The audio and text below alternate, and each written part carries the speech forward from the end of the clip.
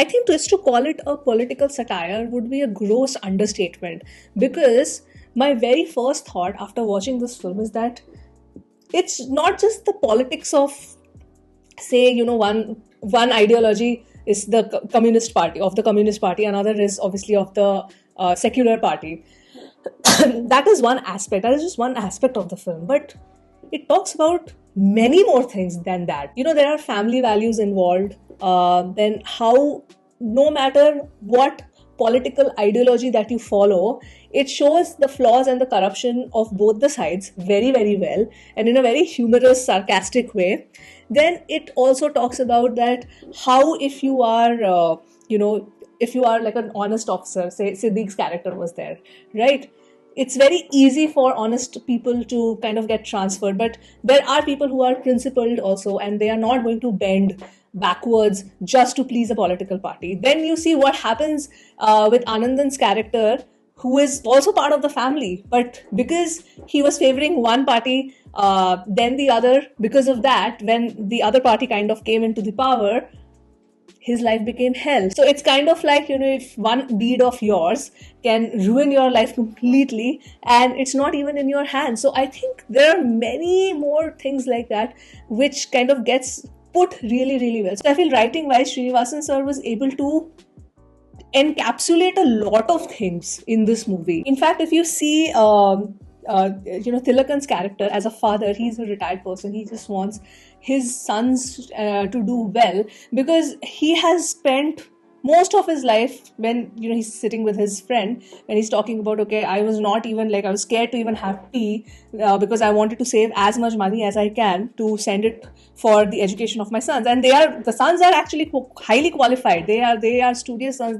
One has studied law, and you understand also the fact that he just wanted his sons to do well and financially contribute, because they were just being a bunch of freeloaders. And Tilakan, for a very long time ignored all of the mistakes of both his sons, because he was like, okay, they are serving the public, so they're going to become like really, really relevant and important, and that's a very good deed to do. But then the messaging in the end, when he has this whole monologue, when he sends everybody out, and I was like, yes, finally we have it. And I agree to a lot of things that he said, that if you want to bring about a change, you have to start internally first change yourself.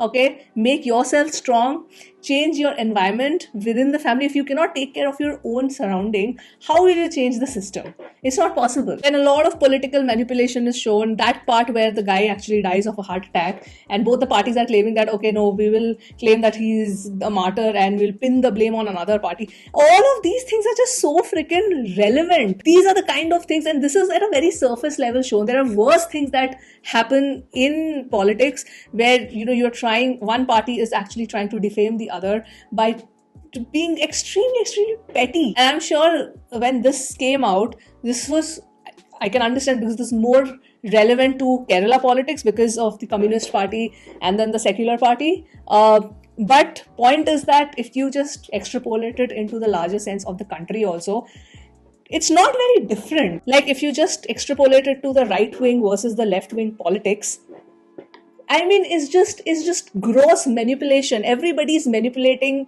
the public in whatever capacity they can. In fact, that one dialogue in the very beginning of the film, I loved, where it's being said that, if all the people get educated, nobody is going to, none of the political parties are going to, survive, because yes, people will understand that everybody is manipulating the public. And the fact that the father, after suffering so much, like the father and the mother, still was like, fine, you know what, my sons, they are willing to change, so I'm gonna get them back in the family.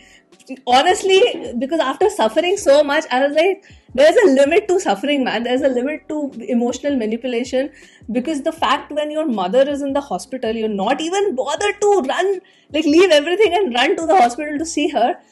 The father and mother still forgave them. That's a very big statement. It kind of also shows how much the parents, they love their children. They love their children, and he was willing to forgive them, and that's beautiful, because he's so amazing at heart. Tilakan's character is just that that pure in a way. I feel all of them acted really well, but I think Tilakan for me was a complete standout because of I don't know. I just felt for his character from the very beginning. In fact, I would even say even Srinivasan and Jairam, both of them, I hated them. So that means that they acted really well. Like I was like, as the movie was progressing, my blood was boiling more and more and more and more, and I was like, what are these sons, man? Like what is that emotional range of a teaspoon they have? They have no empathy whatsoever.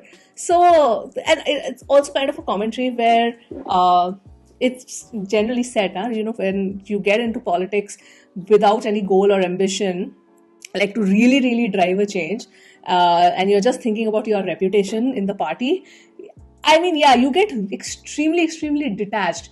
Which is why even today we see so many politicians just give statements like I keep thinking, like, are you even thinking while giving out such statements in the public, which is going to be recorded and circulated on social media, but they have like zero remorse.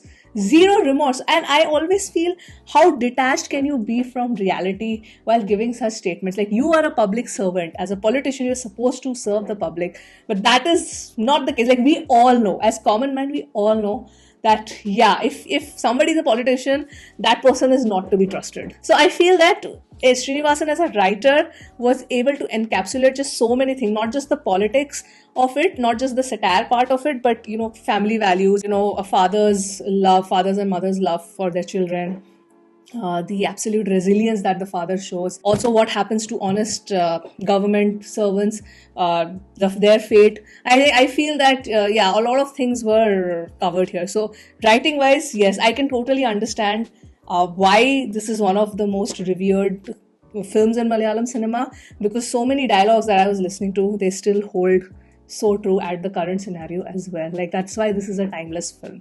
So yeah, that was my reaction to Sandesham. I want to know what are your thoughts, because there's just so much to kind of break down, because everybody has different ideologies. We as people, we grow up in different environments, we grow up with different ideologies. So with what lens you see this film and what do you feel about it, I think it'll be a very interesting conversation. So yeah, pen them down in the comments. And with that, I will end this video here, and I'll see you soon on the next one. Bye.